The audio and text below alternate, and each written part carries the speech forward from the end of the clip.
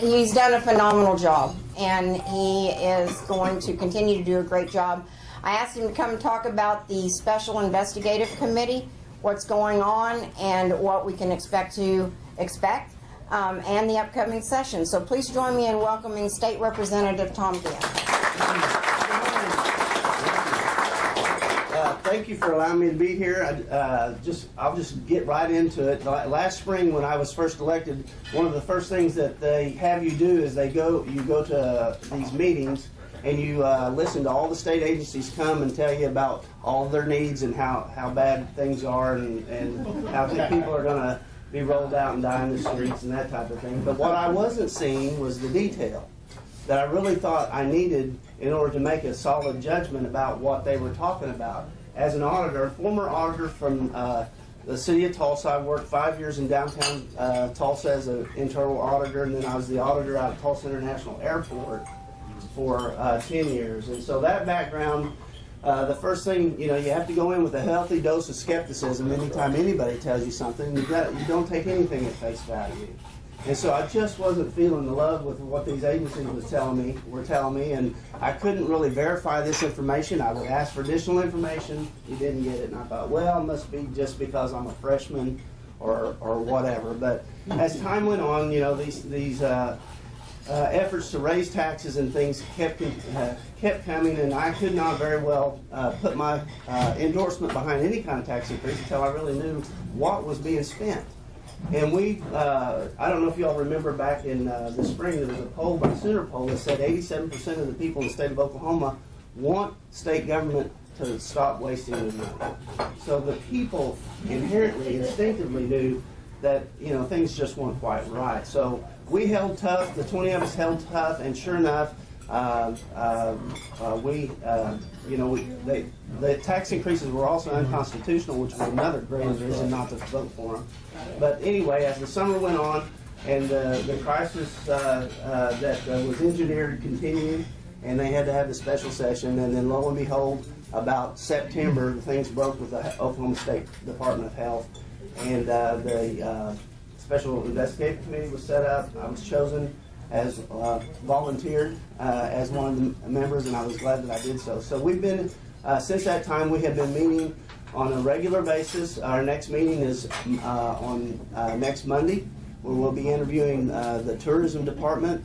But we brought in officials from the Department of Health, and what we were being told, it was just incredible what they were saying. They had made up accounting terms called like borrows and these really, really weird terms to come up to do what they were doing.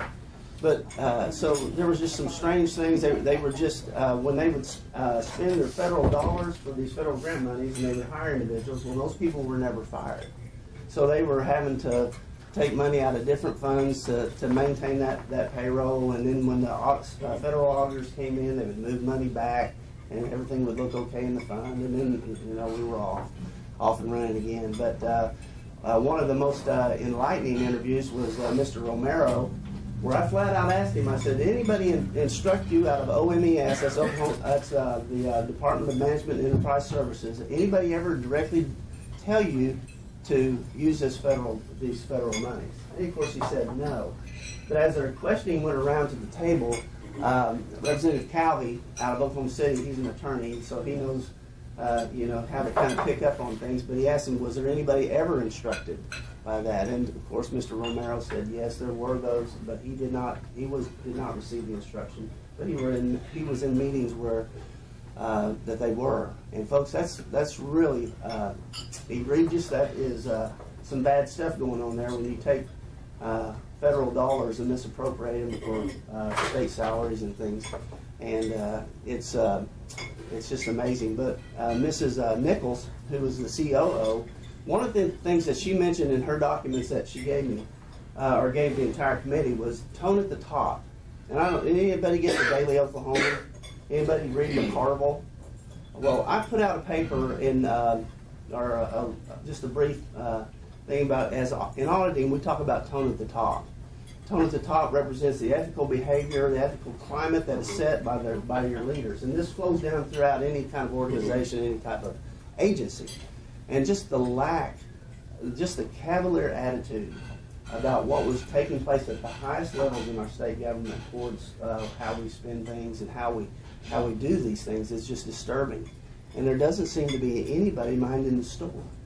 And so this gets into some of the things we were talking about, term limits, where it used to be where you'd have your old boss hog politician that had many years. He'd know his agencies and he would probably rule over them pretty strongly. But that doesn't happen now with term limits.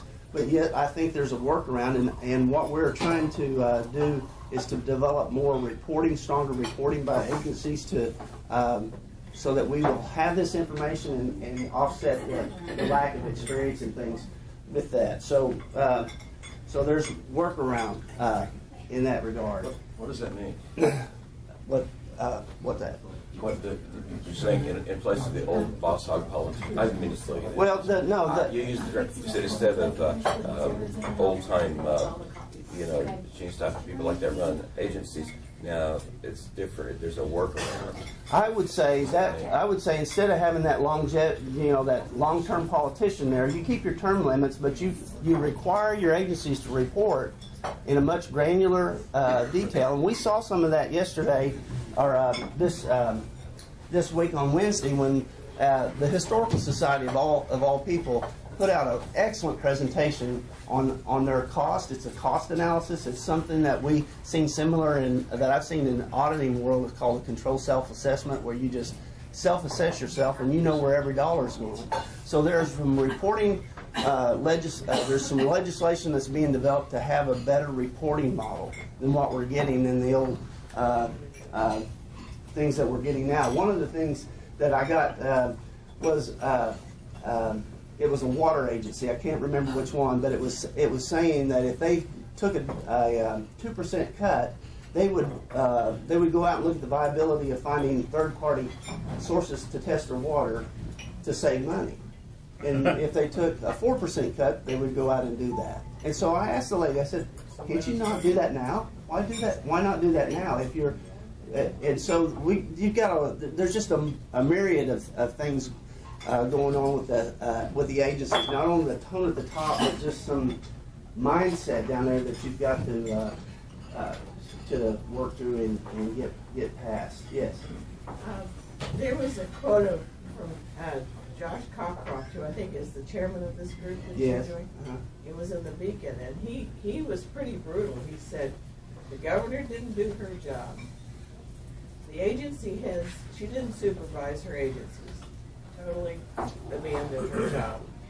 The agency heads didn't do their jobs. The OEMS didn't do its job."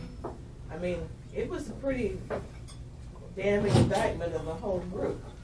And you've got to tighten up on these people and force. Yes, it is. It is a colossal exercise in incompetence. And you have some people who are running, like the DHS is $1 billion agency, and that's like a multinational corporation. And you need people, and there's so much overlap, folks. It's just incredible, and people don't follow through on things, and we just have to have better accountability. Another thing, people have spoke out though. We had I'm meeting with a man that was in the Department of Conservation. That's pretty broad. Meeting with him on Wednesday, and he actually brought issues to the agency head. Said, "Hey, you've got this problem. You've paid money out of this account, and you shouldn't have."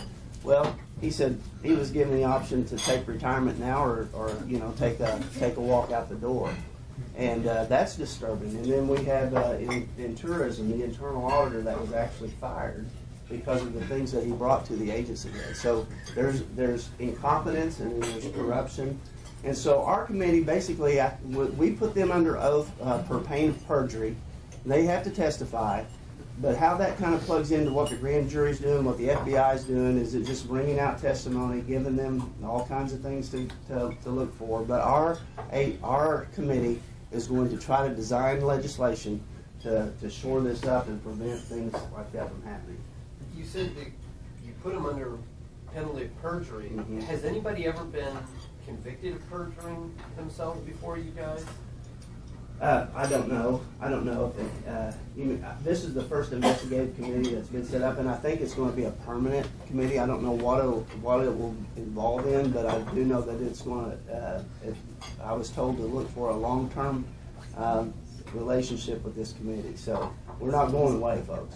Well, Mr. Gann, I certainly appreciate what you guys are doing, and I know you're taking heat from some of your buddies who don't want to, Well, not spend another penny. yeah. But the sad thing to me is a Republican who worked really hard to get Republicans first elected, 2010. I wish you guys had started this 8 years ago. Now, I agree that you weren't there and you didn't have it, but this is what I want. This is what I was looking for when I supported Mary Fallon the first time she ran. And now, as Republicans, when we go out to try to campaign for you guys, you made the job 1,000 times harder because of this huge mess. Yes, I agree. And you're not part of the mess, and I'm not blaming you personally for this, but this is what I had wanted to see happen in the beginning. Well, as a part, I am a part of the mess because I'm elected and I'm down there. But what I'm trying to do is to try to move leadership more towards an accountability mode.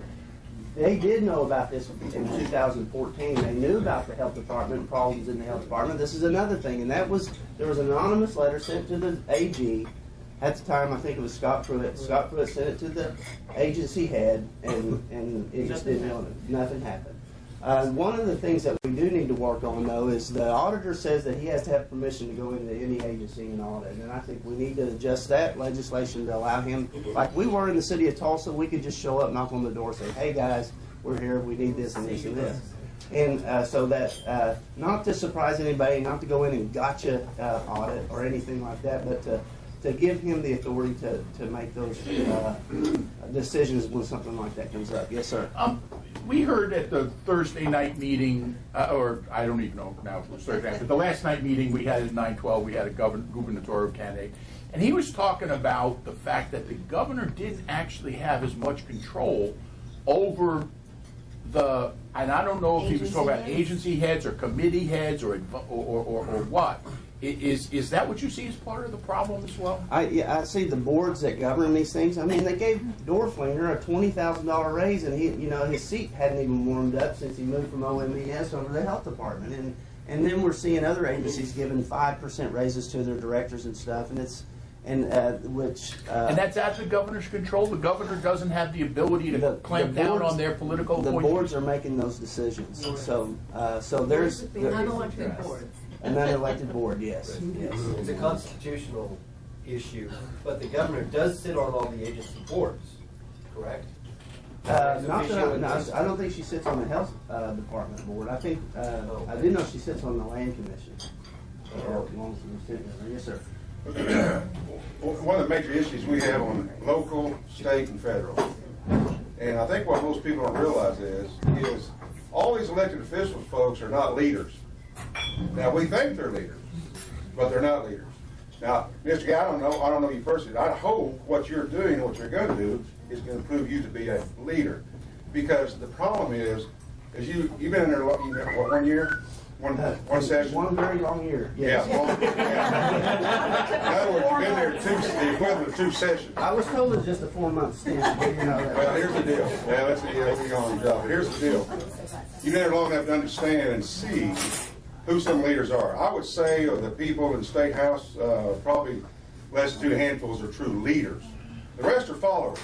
Now, everyone sounds like a leader when they stand up in front and talk, or when they're on the floor, or whatever. Everyone can sound like a leader. But it's what you do behind the closed doors. It's what you do in those backdoor meetings, those backroom meetings. It's what you do. So when we talk about Mary Fallon, well, the problem is, it's not so much, that's bad enough the boards, I'll let the boards run stuff. But the problem is, if she was a true leader for the people, she can lead those boards. And that's not what she's doing. Okay? We also have state senators and state reps that aren't leading. So what I want to encourage you to do is stay on track to clean up their garbage.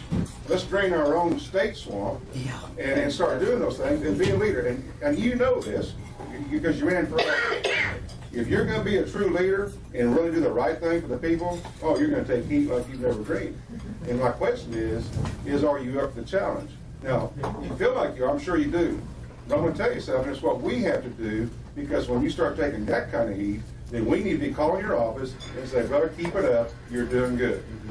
Well, that's one reason why we as a platform caucus tell our brothers in arms down there, Republicans that may have strayed off the reservations, that we have a platform that gives us direction, that if we are leaders, we follow the platform and we put forth Republican ideas that are going to work. And these the Republican ideas will work, the Republican caucus will. So, and then one of the ways that I minimize my ability to be influenced was I don't take any lobbyist money and haven't taken any lobbyist money. And that's what I campaigned on, and that's what I did. So people have, thank you. But how are you going to get rich? I am already rich. I am so blessed beyond, the good Lord has blessed me beyond measure. And it's not necessarily with money. But I've got a wonderful family, and so I consider myself a very blessed That's where your man. riches are. Keep focused. And how am I doing on time? You're doing fine. You got 12 minutes. Believe me, I'm gonna Okay. pull you off. Let me talk I about. want to make sure that you get to where your prior commitment. Okay, let me talk about another thing. You've heard some rhetoric kind of change up at the gubernatorial race. You've heard, we've got accountability, and we hear that all the time and everything. But we've just recently heard some candidates come up and say, "Hey, we need to use the money that we have." Oklahoma is not a poor state, folks. We are not poor. We're just poorly managed. So one of the bills I put forth, look, this is House Bill 3440. 3440 says that the commissioners of the land office will provide teachers a $5,000 pay raise off of the almost $5 billion that they have sitting around that they generate revenue off of, and every year they generated $200 million last year. They're on track for about $300 million this year. And so my bill this is a constitutionally protected fund, and I'm nowhere. You heard the fake news in the Tulsa world said we want to go raid the corpus and do that. That's not what this bill does. This bill is asking them to just do a little bit more than what they're doing already. They're distributing funds to schools, but let's distribute some more funds and target it for teacher pay. It's the only avenue that we have here that it won't cost anybody a dime, including the teachers. So this is my bill. Talk to your other representatives. Tell them to get with me. Let's get some momentum behind this initiative, because we can use the money we have and use it in a wise way. $5,000 pay raise equals to how much money? About $270 million. All right. Okay, and So, the total Oklahoma budget for this year, including federal money and state money, is $22.7 billion, with a B, $billion. yes. So $200 million is 1% of the budget. So the growth curve on this land fund has been tremendous. Mr. Birdwell has done an excellent job. And I went and we sat down with the Land Commission, and I asked him, I said, we just need your help. Will you help us? Will you help us with this legislation? And he said, Representative said, your job is to set the directive, and the land office will try to meet it. So we set the directive, and we set the bar real high, and there's going to be some wrangling with it as expected, but we want this money to work for us, and it clearly says in the Oklahoma Constitution that you may increase it, you don't have to. So we just want to lower the growth curve down just somewhat and raise the yield up to get our teachers the money that they need. Yes, sir.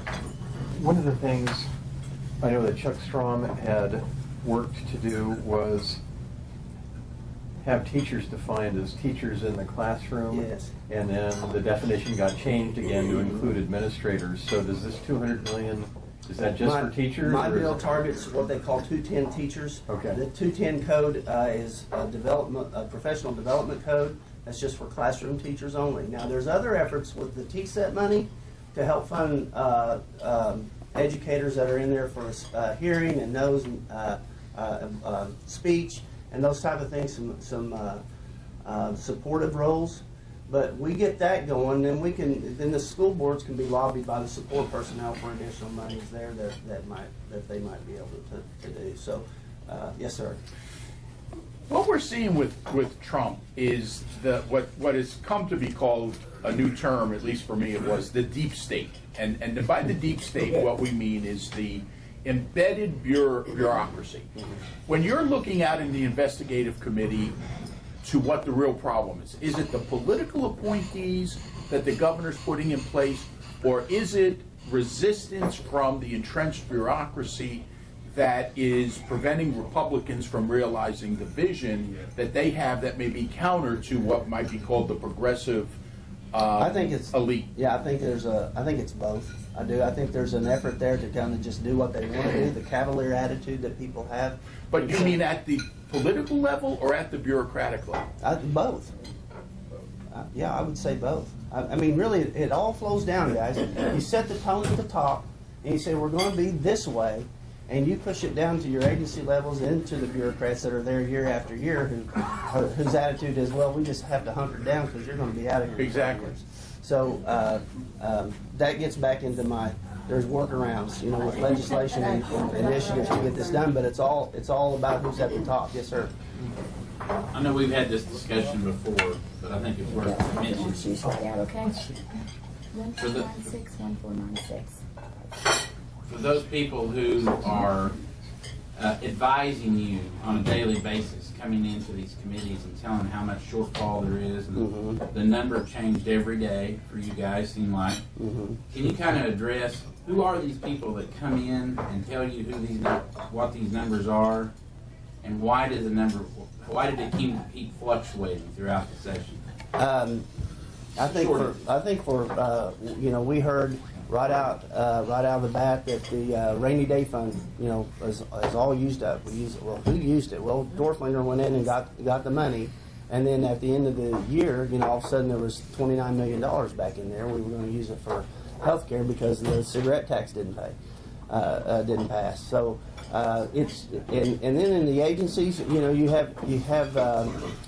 to look at the interagency transfers. You got the health department spent $13.5 million and gave it to TSET. Where they're $1 billion non-appropriated program, and yet you've got this underground appropriation process that's buying and trading, using this agency.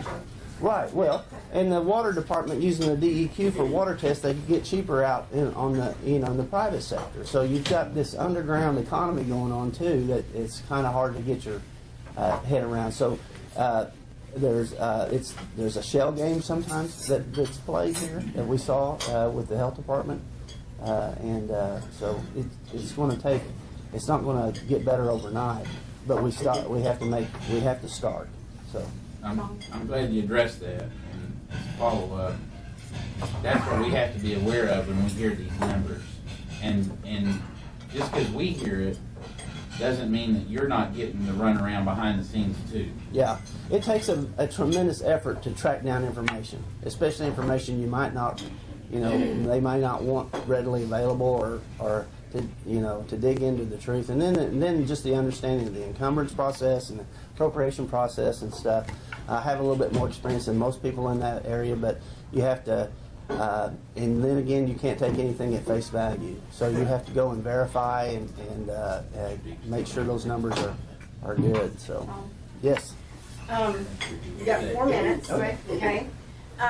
There's a push, of course, from Step Up Oklahoma.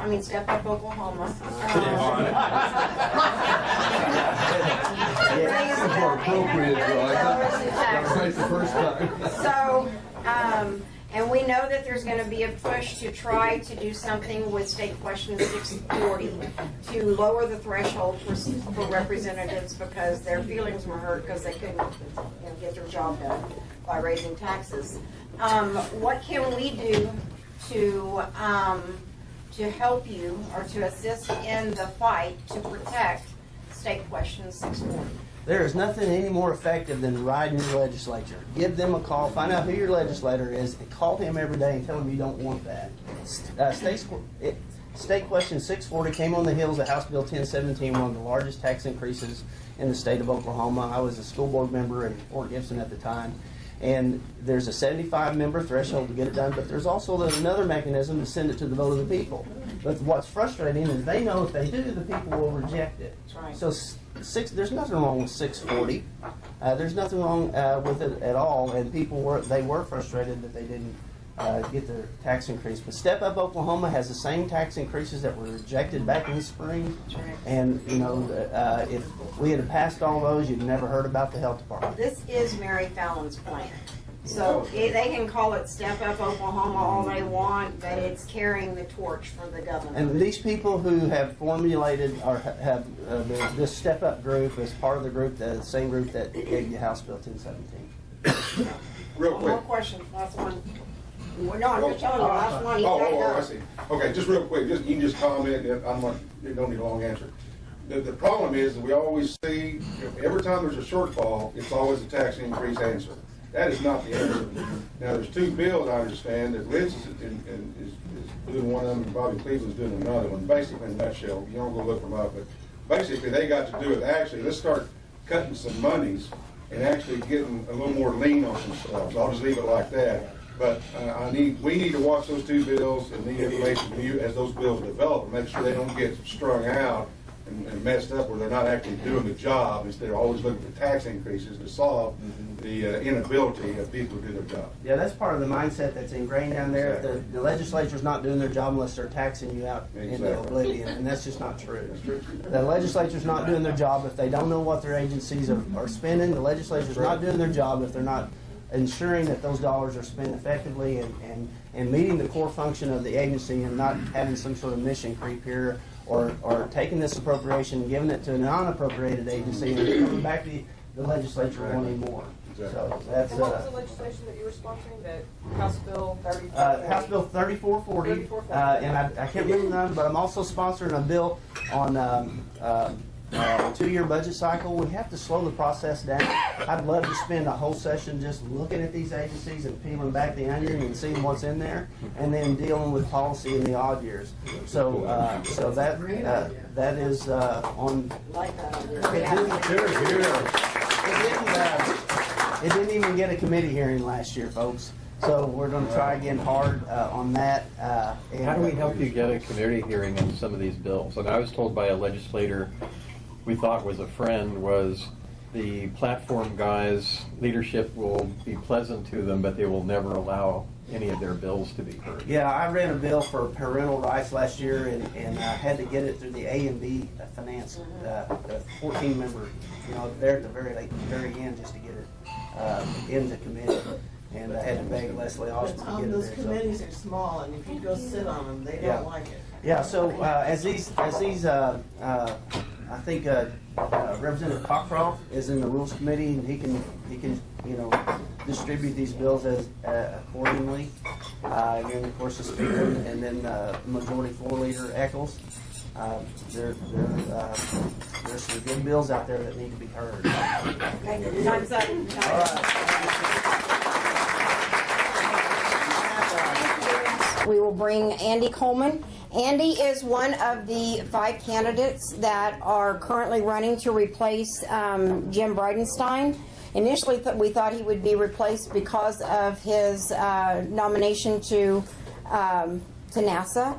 However, there's in the way that the government does its business, they're dragging their feet. So now we'll go into a regular election cycle, and so far we've got 5 candidates for the Republican, none in the Libertarian, is there? No, and none so far in Democrat. So this could actually be and could actually finish either in the primary if somebody gets 50% plus 1.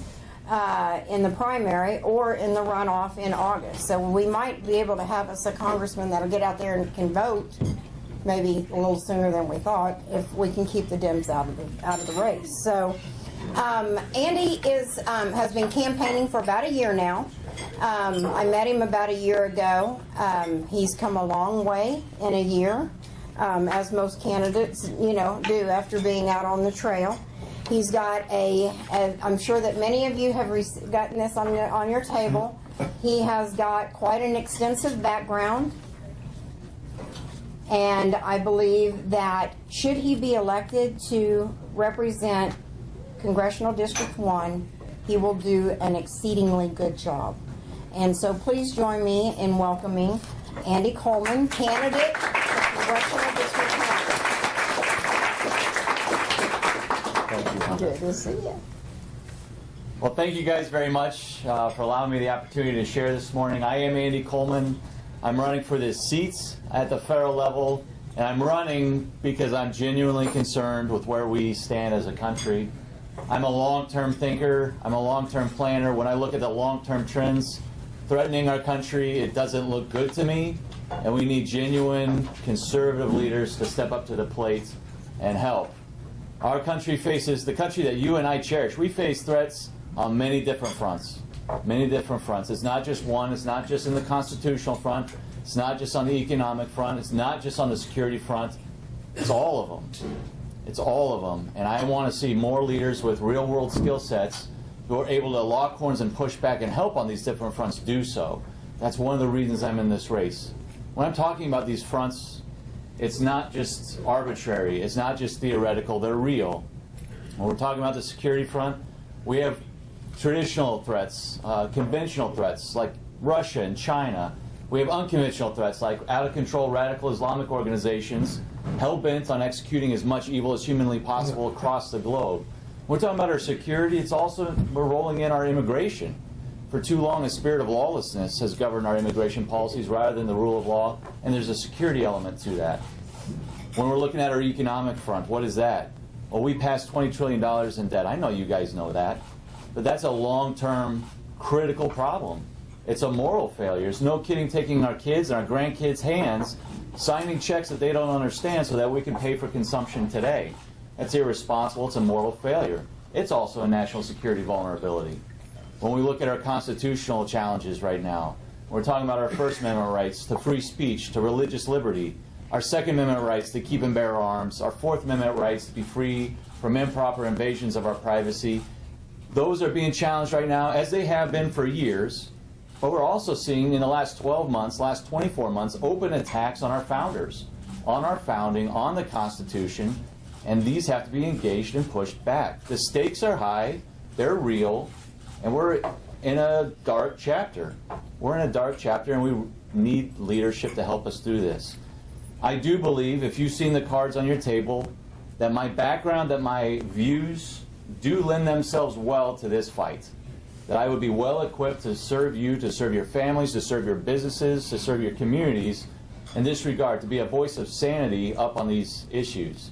I'm a husband, I'm a dad, I'm an Air Force Academy graduate, I'm a military veteran of Iraq, I was an intelligence officer serving with the Air Force and later with the Army throughout the Middle East and Europe.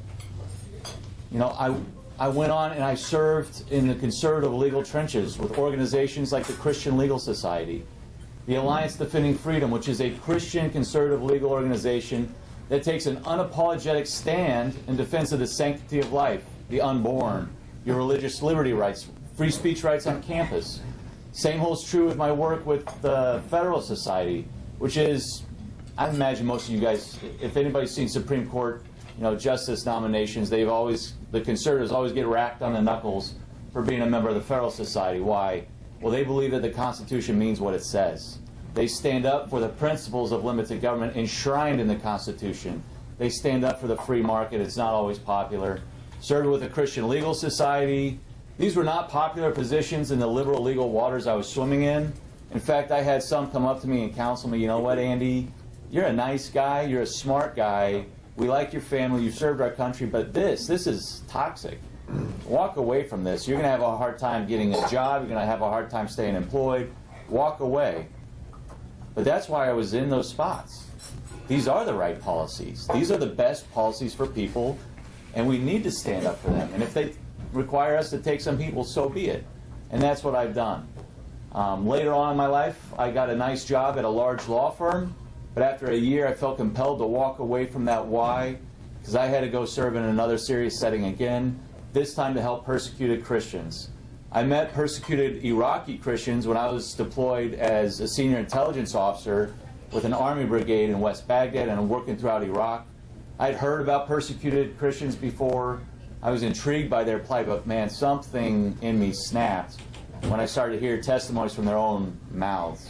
when I started to play with their kids, learn their names, have meals with them, my heart exploded for these hurting people, and they had no champions, or very few. They were outgunned, they were outstripped, and they had very little recourse. So I walked away from this legal profession. You can imagine the partners at this firm scratching their heads, being like, Andy, what are you doing? You've got young kids, you're going to slash your paycheck, you're going to go work there? That doesn't make sense. You're going to be uninsurable. But it was the right thing to do, and it was very hard to transition into that, but we do it again. If you talk to Liz, if you talk to me, we make that same call again. So for the last 6 years, 7 years, I suppose, now that I've been campaigning, I've been working with a group called Voice of the Martyrs. They are perhaps the global leader in Christian ministry helping persecuted Christians in the world's worst countries. They're right here in Oklahoma. It's a local gem. Far too few people know about it, but it's headquartered in Bartlesville. Fantastic organization, active in 67 countries, and my job was as their Middle East Regional Director. I'm just going to point out a man back here named Ron Warren in the red shirts. He was a vice president with the International Ministries with Voice of Martyrs, so he was one of the guys overseeing all 67 countries. So what I was doing was a small piece of what he was doing. But I was overseeing our efforts in 17 countries, from Egypt to Pakistan. My last year of serving in that role, I was overseeing $8.5 million of projects, helping these people out. And what I would point out about this, you name the country in that swath of territory, Iran, Iraq, Afghanistan, Pakistan, Lebanon, Jordan, I was there working. You name the organizations active and on the hunt in those countries, Hezbollah, Al-Qaeda, ISIS, the Taliban, I was having to learn how to navigate under their noses. So it was a very risky job, but a very, very rewarding job. In fact, I thought I was going to be doing that till the day I died, whether that was a short lifespan or a long lifespan. But things got so bad when I'm just watching the state of affairs in our country that I couldn't ignore it. I took policy seriously before. I love this country, but I've always been passionate about policy. When I went to the Air Force Academy, I thought, I'm going to go fly, I'm going to be the next test pilot, I'm going to go be an astronaut. Well, I got there. I was an instructor pilot teaching gliders to other cadets, but I discovered through that I wasn't that passionate about it. But what am I passionate about? I'm passionate about policy. I'm passionate about our national security. I'm passionate about the government, how it works, how it functions. I'm weird, I'm wired that way, and I just realized it. And that's actually when I got off active duty, why I went into those conservative legal trenches, was those concerns over policy. Well, I'm back. It's the same setup. It's really, really bad. And that's why I'm in this race. It was hard for me to make this call. I loved the work I was doing with Voice of the Martyrs, and I really resisted this, but I couldn't shake it. And finally, it was about a year ago, a little more than a year ago, I came out of my last trip abroad. It was in Pakistan, and I was trying to tell people, a few of the people that I'd sought out counsel to see, should I do this? I can't shake this idea. And I came out of that trip, and the penny dropped for me, or I spiritually got slapped upside the head, and I sensed, yep, as unorthodox as it is, most people want a good public profile before running for an office. I was supposed to pivot from that quiet work into the bright lights of this public campaign, and that's what we're doing. I am a battle-tested, full-spectrum, pro-gun, pro-life conservative. It's who I am. If you look at my background, I have stood up for what I believe in. I have backed it up with action. That action came at tremendous risk at many times, both professionally and personally. This is what I want in more representatives, in the representation in our federal government. It's what we need. We're broke as a country. We're in serious straits. And I'll point this out. Our country's been through dark chapters before. That's a very important context for us to remember. My grandfather fought World War II. He died when I was 15. He was just starting to share stories about how serious it was for him and his generation. But I already gleaned, man, that looked pretty bleak. The entire continent of Europe is crawling with Nazis. It sure looks like the game's up. But they had leaders with grit. They didn't know if they were on the winning side or not. They had grit. They had intestinal fortitude. They had some courage. They had some character. And they just buckled down and saw us through.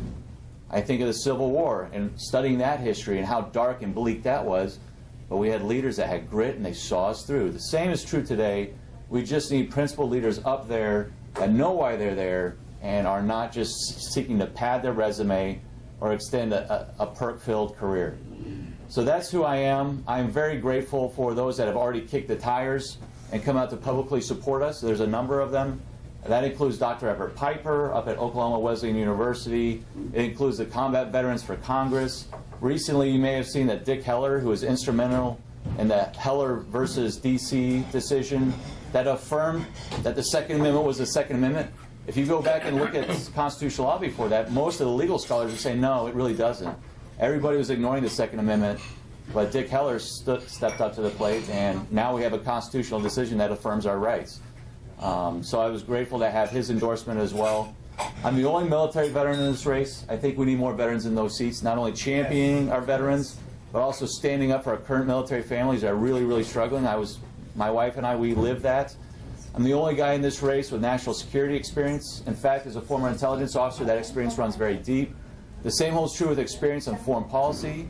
The same holds true for being the only candidate in this race who has experience in the Muslim world. And I'm not afraid of the Muslim world. It's about understanding the Muslim world, the Muslim mindset, that cross-cultural component, to make sure that we're making policy decisions that make sense, that are constructive, that actually advance American interests, and don't make situations worse.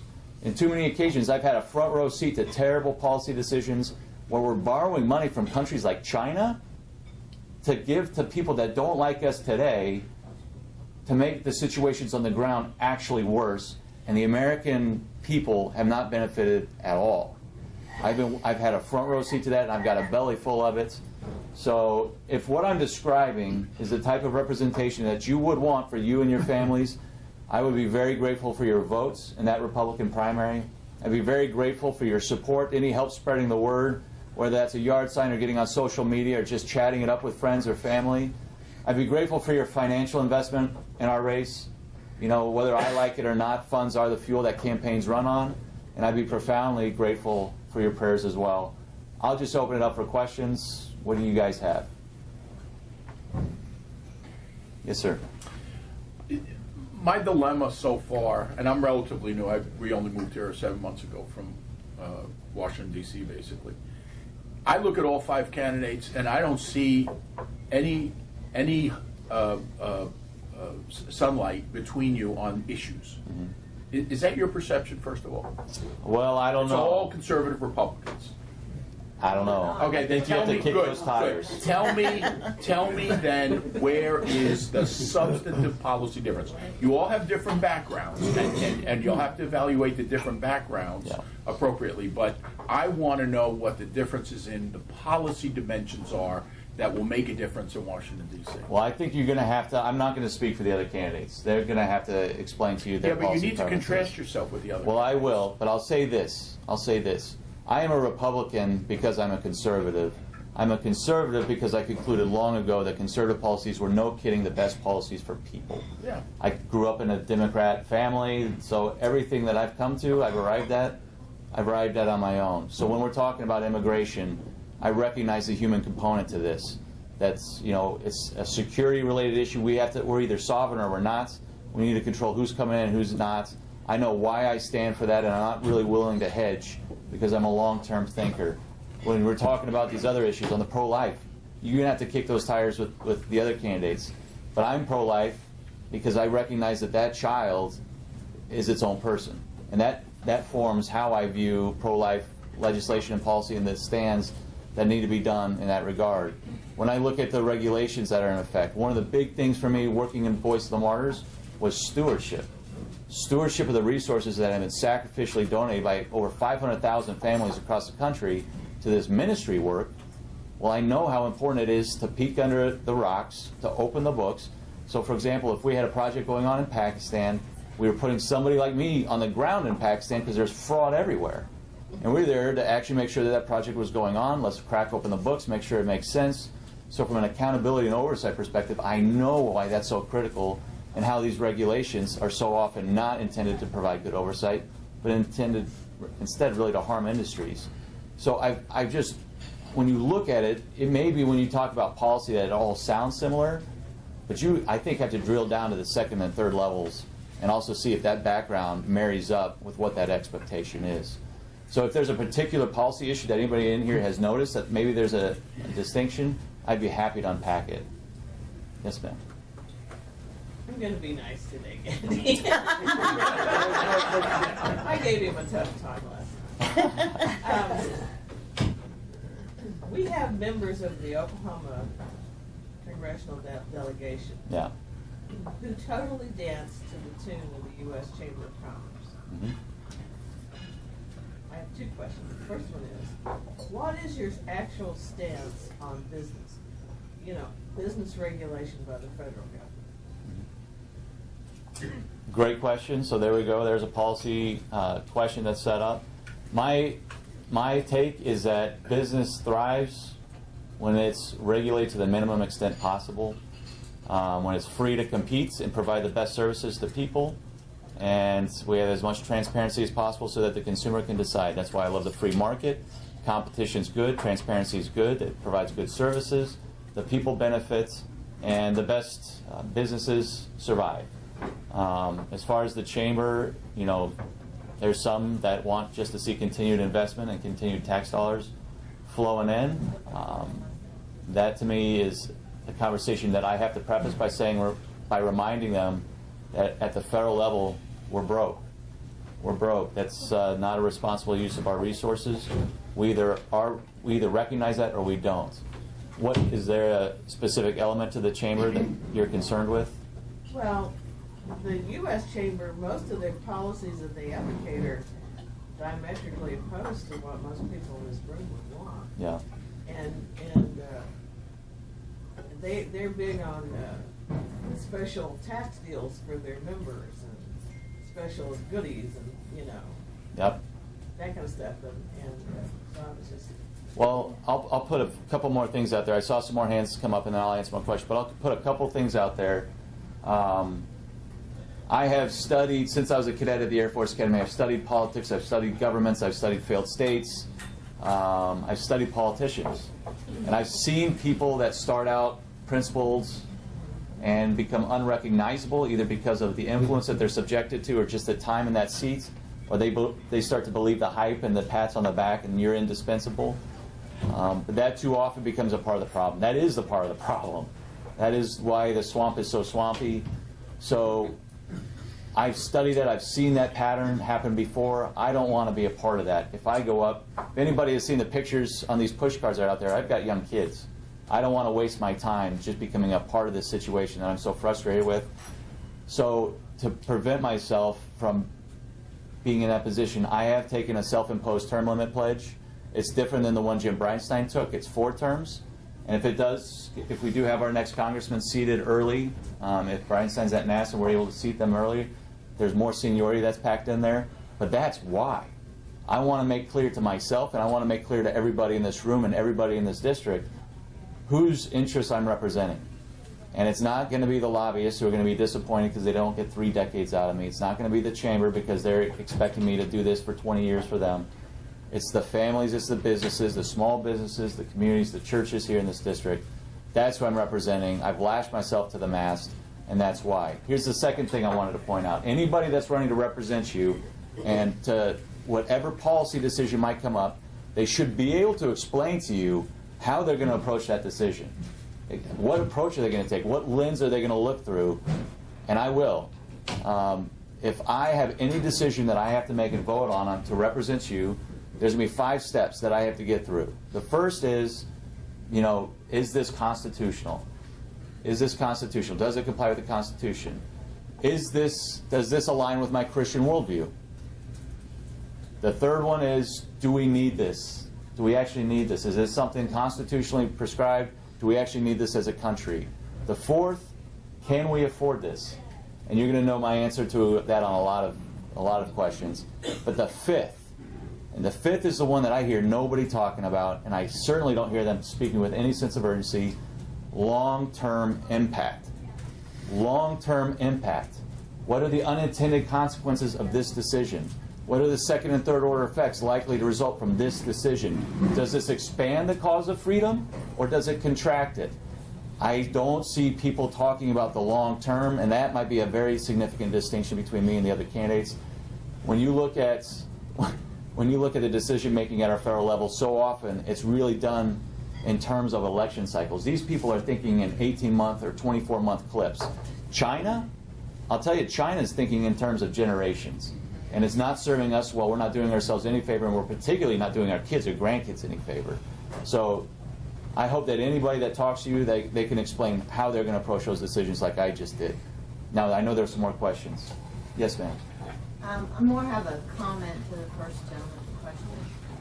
Yes, we are blessed, the first district, to have 5 candidates that are very solid conservative Christian men. I know all of them. They're all wonderful, wonderful men. Where Andy sets himself apart is his extensive knowledge in the intelligence area and in understanding the Muslim world and what he has actually done physically being over there. They're a great threat to us, and it's difficult to get a handle on how a non-Western world thinks, because we're so entrenched in Western thinking. People over in those countries do not think and reason like we do, and Andy has an understanding of that, and they are a great enemy of ours, and to have someone there who really understands our enemy will help us make the right decisions in protecting us. Yes, sir. What's your opinion on President Trump's proposal for infrastructure improvement? I think infrastructure improvement is, especially when it crosses state lines and it's a federal issue, it makes sense. I am concerned, though, when at any point if we depart from a meritocracy approach to infrastructure funding, if it starts to be something that's more intended just to pad and line pockets, I grow concerned.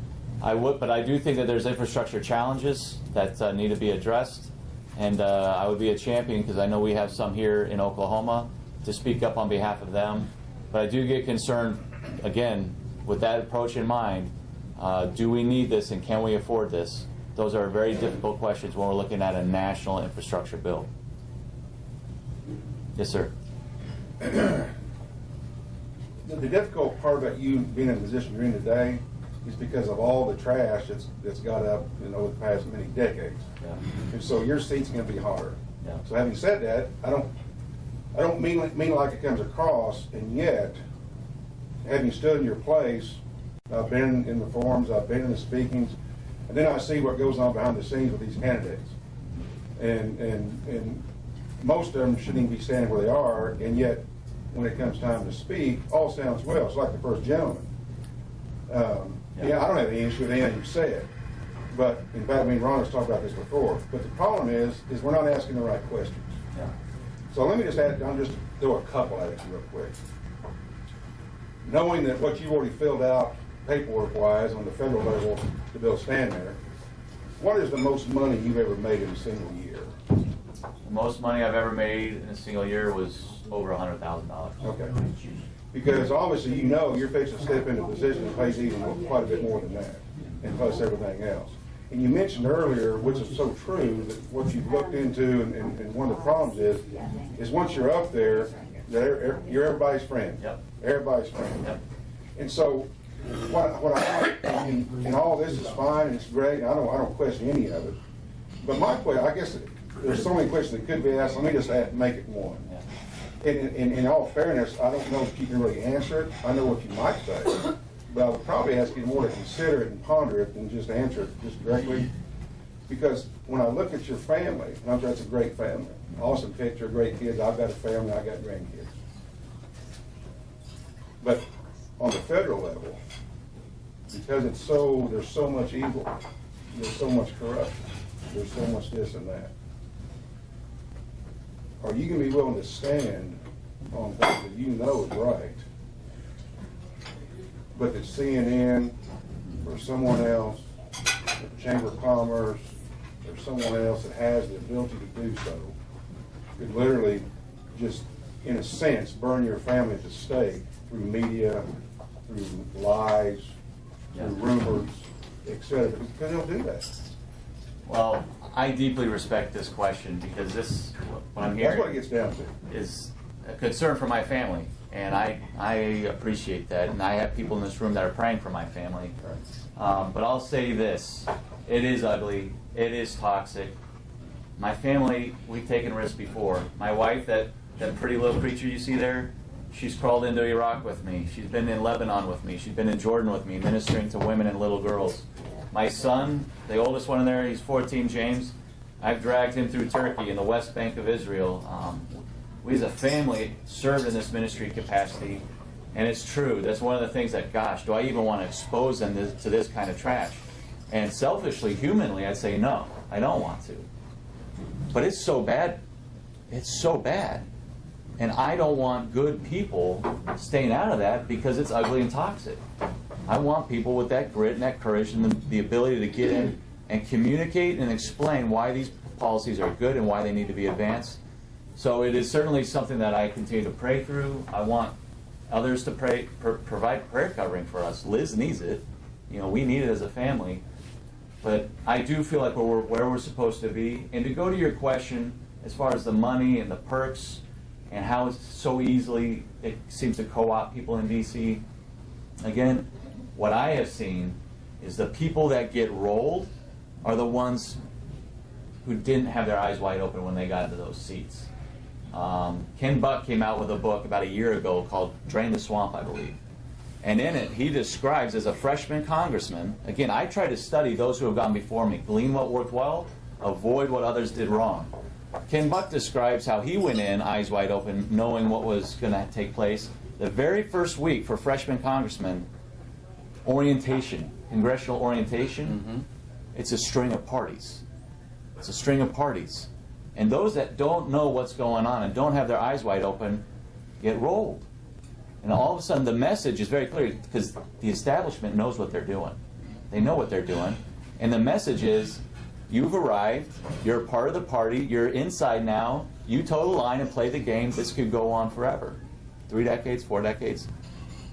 And we need people that go into that swamp and be like, I know exactly what to expect. And I know why I'm here, and I don't want to be comfortable. I don't want to be comfortable, and I don't want these other people to be comfortable. In fact, that needs to be pared back as well. Same holds true with, if anybody's read Breach of Trust by Senator Tom Coburn. If you haven't, I would encourage you to read it. He describes his experience going through and having people try to co-opt him. And all these different temptations, siren calls, pressures. So I try to pay attention to those that have walked through that gauntlet and survived, kept their integrity intact, and represented their districts well. I've seen a lot of people go in just ignorant to that. I understand, and with all due respect, let me just say this. The examples in your family, that's a personal choice, but yeah, you put your lives really on the line. I get that. But that's a personal choice. This is, you say, well, this is a personal choice to run. Yeah, but it's different because now you're at the mercy of those that they don't necessarily want to kill you, but they can destroy you. Yeah. And the thing about what you're talking about here, and I appreciate your reading, you're trying to learn, you're trying to understand, I get all that. But there's no one that can be ready for all that's going to hit. Because until you're thrown in that pot, and your name and your family and your wife and your children are on the stinking line and the altar of sacrifice, there's no one can be totally ready. And I'm not saying you're not a good person. And I'm not saying you can't do the job. That ain't what I'm saying. I'm just trying to say, folks, we're not asking the right questions.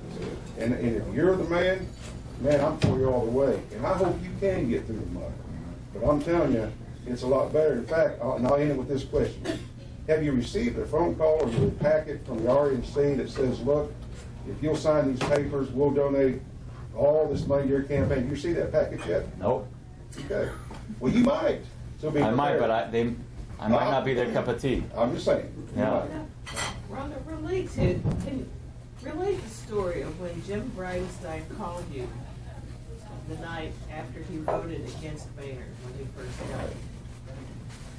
Are you talking about how Yeah, you know what he's just been put through the ringer. I mean, and he was, he called you, he was crying on the phone. he did, yeah. Because he had voted, he was upset. Yes. He had voted against Boehner. He was the first guy that stood up and said, no Boehner. That's what happens when B gets your last name. And C's not going to be much better. And they literally took him into a room and gutted him. Verbally. I mean, they didn't physically, but I mean. And he called her and said, what have I done to myself? Right, it was a tough, it was very tough, but, you know, And this is what these guys face. This is not a joke, and he has a good question. Yeah. And I will say this too. We have a senator who loves to get up. I'm going to talk pro-life for a minute. He loves to get in the well of the Senate and boo-hoo and carry on and produce histrionics and he so involved and he's so worried about all these children being aborted. But every stinking time, except maybe once, when he had the chance to vote against giving money, federal money, to Planned Parenthood, he voted for it. that's right. Now, Bridenstine, every time he had a chance to vote no on Planned Parenthood, he voted no.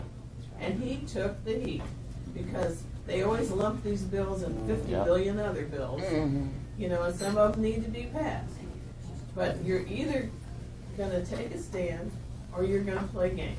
And frankly, And both have cost. I mean, they're both have cost involved. So you have to decide how important it is, okay? What's that? So, Andy, my question to you is, are you willing to take, how important is the pro-life issue to you? It's extremely important to me. It's foundational. If anybody in here knows the Alliance Defending Freedom, it's a pretty significant organization on that front. In fact, if I'm elected to Congress, there's a program that the Alliance Defending Freedom has. It's called the Blackstone Fellowship. They've done this for maybe 15 years. And I'll be the first Blackstone Fellow elected to Congress. They get in legal knife fights over the sanctity of life issue with the ACLU regularly, and they're politically very hot. In fact, I had somebody from the Alliance Defending Freedom says, "Man, we see that you're being pretty public about your relationship with us. Are you sure that's okay?" And because we've taken these hot steps before, and it's truth in advertising. It's who I am. These are the right causes, and we need more champions lifting them up. Can you expound perhaps on some of the cases that you worked on for the Alliance for Defending Freedom? I didn't work so much on individual cases. I worked for research on their cases that involved ongoing litigation in the pro-life camp, as well as just religious liberties rights. At the time that I was going through, they were stripping away prayer from a lot of institutions. I also helped out on those cases, like at the Naval Academy. They always had prayer before their noon meal. They took that away through a lawsuit, and we were fighting that. So I wasn't on a case team for any of these efforts. It was me doing research and helping build those cases for the Alliance Defending Freedom. And I want to follow up just one thing. When he asked you what your most, how much money you've made in 1 year, what are you currently doing? So currently, I'm still on contract with Voice of the Martyrs. I had to lay down my work as the Middle East Regional Director. Now that I'm online and a known commodity, I can't get into those countries anymore. Or at least I couldn't get out of those countries anymore. So I still am on a small contract with them where I am able to help out. Last year was their 50th anniversary. We had a number of events. I was able to speak intelligently on their behalf and help set those up and do some other projects for them as well. But really, my wife is a teaching assistant up in Owasso. And between my contract and her, we're kind of in this bridge season. And, God's good and just keeping us going. But that's what I'm doing right now. Okay. Larry has a question over here. Yes, sir.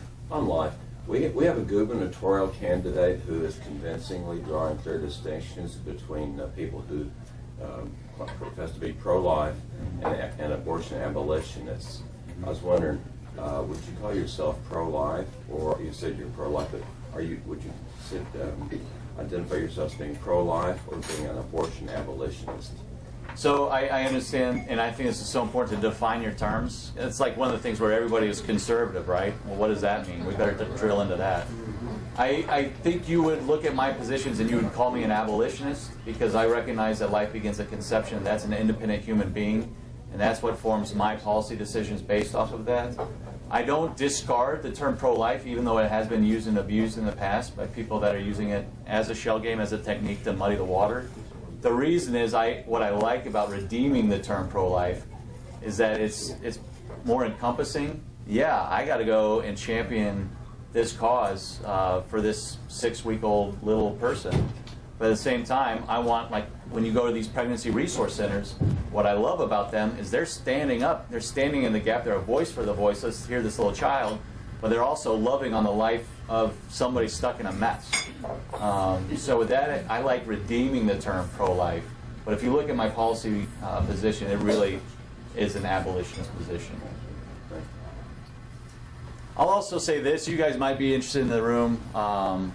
It would be an honor of mine, if elected, to serve with the Freedom Caucus. I think that that is an organization that governs as it campaigns. Shocking. When you see them in office, when they're getting in trouble, they're in trouble for the things they campaigned on. They're doing the right thing. So that inspires me. That's the type of group I would want to be affiliated with. They're also able to punch above their weights because they know what policies they're going to advocate for and they're going to come together on. And so they're actually perhaps the most significant group on Capitol Hill because their vote really does matter. That's the Freedom Caucus? Yes, sir. So it'd be an honor to join them. And by punching above my weight in that capacity, I think that at least mitigates some of the concerns that people have brought to me about not staying up there for longer. So. Yes, sir. Tough question. Okay. I'm not trying to be mean, but I am real. And it'll put you on the record. Over the last several years, about once a year, which is not right, but that's what they do up there, they come up with these budget resolutions. And all of a sudden, we got to do this, blah, blah, blah. And I've watched up until this year, over the past several years, and someone kind of, I think that's probably what they were referring to. So here comes the budget resolution, and everyone's supposed to vote on it. Man, it's got some stuff in it. It's this, it's that, it's this and that. My question to you, let's springboard off the veteran issue. And let's say, like they almost always do, because as you well know, there are certain areas that are pawns. Veterans are pawns, senior citizens are pawns, blah, blah, blah. So let's say you got a bill, because my question is going to end with something you've already addressed that you're against. So this bill has all these things for senior citizens, and man, it's got great increases for veterans, and blah, blah, blah.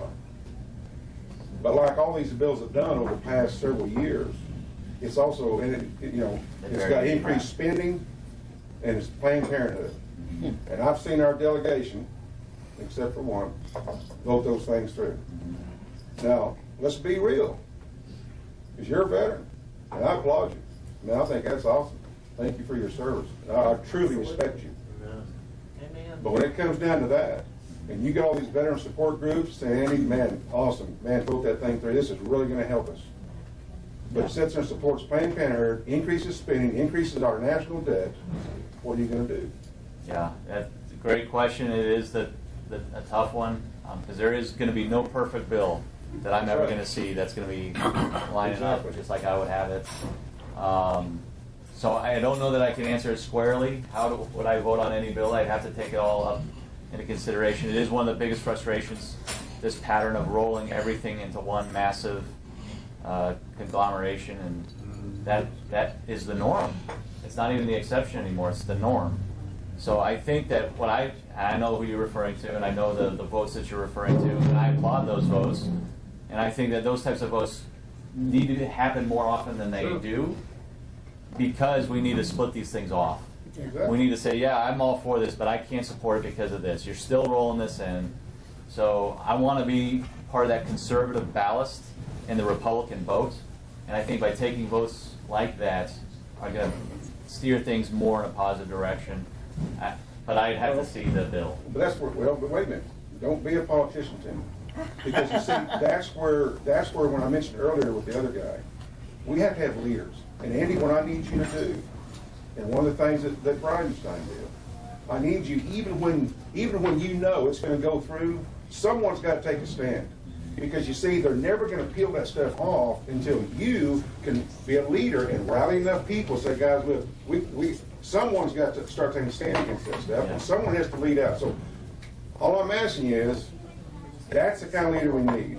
Someone has to start it. And if you're going to be there for 8 years, if you get in and you're there for 8 years, it'll take all that just to make a notch in it. But someone's got to start somewhere. I mean, Wilberforce took him 20 years, but he stayed in there. We need someone, like you said, to look long term and do the things. That's what I would encourage you to do. Great point. Thank you very much. Yes, sir. Yes, sir. I was going to ask you basically the same question. It came down to, rather than just any specific, what if some part of the bill, some rider or whatever, was absolutely unconstitutional? Well, there you go. That's when I have to approach you through those lenses. Then I have to vote no. Because to get to a positive decision, I have to answer the question, is it constitutional? That's why those steps are so important. Well, but everything else is good. Yep. So you'll turn it down. If it's unconstitutional, it's unconstitutional. And you believe that abortion is an unconstitutional act. Yes. So therefore, that should answer your question. Who else had a question? Oh, I did, I'm sorry. To put a fine point on what this gentleman just did, right now you got to vote for an immigration bill that says citizenship for, let's say, 5 million illegals, all the DACAs, but we get the wall, we get no chain migration, and the diversity lottery system. The diversity lottery system. Which way do you go? I am still leaning against it, and the reason I'm leaning against it is because of the long-term impact. I see alarm bells ringing loud and clear on that front. DACA was unconstitutional when Obama did it, and he knew it. If you listen to him early in his administration, he confided, I don't have the power to do this. Later on, he says, screw it, I'm doing it anyways. And now we're at this absurd position. DACA is only one element of the absurdity of our immigration policies. But I'm convinced that if we greenlight this, those problems only continue. And then we're going to be in an absurd position again in 10 years. Is it constitutional though? Is it constitutional for the Congress can pass? The Congress can pass a law that now allows these people to be here, but I think it rewards an unconstitutional decision, and that's why I think I'd be against it. Even if it gave a strong promise of security, it's not 86 anymore. 1986 when the Simpson-Mazzoli went through. It's now you do get firm assurances and funding for I would fight so it never tooth happens and nail again. for that, but I think But you wouldn't give any cost. citizenship. No. Okay. Yes, sir. 30 years of proven the Congress proving their intention to break their promises. Right. Yeah. Exactly. Yes, sir. Since you are against the Obama thing, are you ready to deport them back to Mexico? Those that are here under DACA? Yeah. Well, I think that what we have to do is just enforce our laws. You know, I just think we need to enforce our laws. There's going to be individual cases, these human cases, and like I said, I'm in this position, I'm where I'm at because I love people, and I know that there's people that are stuck, and it's not an ideal setup, but that's true on both sides. But you just need to enforce the laws, and if there's, other aspects that businesses are like, listen, I've had this guy here for 20 years, he's my best worker, and they need a genuine merit-based, visa, well, that's one thing. But otherwise, you just need to enforce the laws because of that long-term impact. If you enforce your laws, the word's going to get out that we mean business, and we're actually going to be sovereign again. If we do not, we're sending a signal to the world. It's open season. Just continue to violate it, and especially bring your kids because we definitely won't enforce laws for them. So, from a long-term impact, I just think we do need to enforce Does that the mean you laws. think security can never work Security? for the border? No, I'm a big proponent of But security. then how can people continue to bring their kids if there is? Because you fly in. You fly in and you Well, that overstay your security visa. doesn't work then, is what you're saying. But I'm saying it's a multi-pronged approach. You got to secure your border because people are flooding over the border. You got to police inside when we're talking about our I see what airports. you're saying. So you got to enforce the visa requirements. all of it. Oh, gotcha. Yes. Are grown kids. They had time to go through this process. And it's a little disingenuous to call them kids. So yeah. So now they're adults. But it's true. In the minds of a lot of people that are just hearing this rhetoric on the radio or on TV, they're thinking we're sending 8-year-olds out, and that's not the case. Yeah. When you break the law, you make We're it in this bad. mess because we've had 4 presidents in a row who never enforced the law. Yeah. If we had consistently enforced our laws for the last 40, 50 years, we wouldn't have this problem. Yep. And any behavior you reward, you get more of. That's right. So if we give them a pass to citizenship now, all these people, you think the people piling over the border during Obama was bad? Just wait, they're already stacking up, waiting to come across. Yeah. Because they think they're gonna get a free pass. One more question, Andy. Yes. No, what, yeah, I mean, from whoever. It can be from me, but I'm just saying, we're at 9 o'clock, so I just wanted to, if anybody has one final question or comment for Andy, then, love to hear it. Nope.